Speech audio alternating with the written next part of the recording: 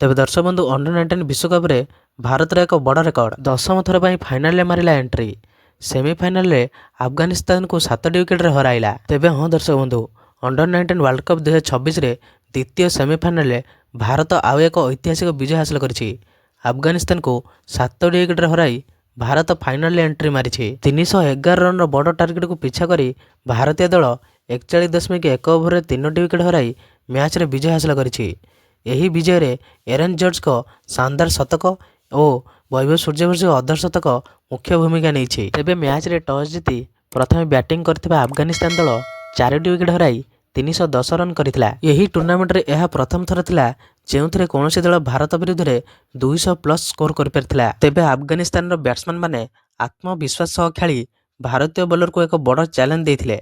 भारत केवल 3टी विकेट हराई मैच समाप्त करथिला। तेबे एही मैच जितिया पर भारत फाइनाल रे इंग्लैंड सह मुकाबला करिवो। इंग्लैंड पूर्वर प्रथम सेमिफाइनाल रे ऑस्ट्रेलिया को पराजित करी फाइनाल रे पहुंची। तेबे अपराजित भारतीय दल एबे रेकर्ड 6 थर अंडर-19 वर्ल्ड कप ट्रॉफी जितिया दिगरे आउ एक पदक्षेप नेइछि।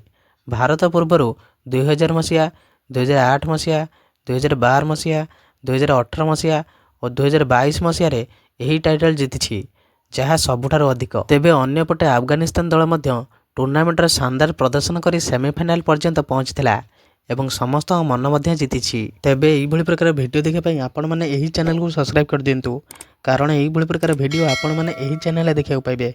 तेबे रहिली जय श्री राम।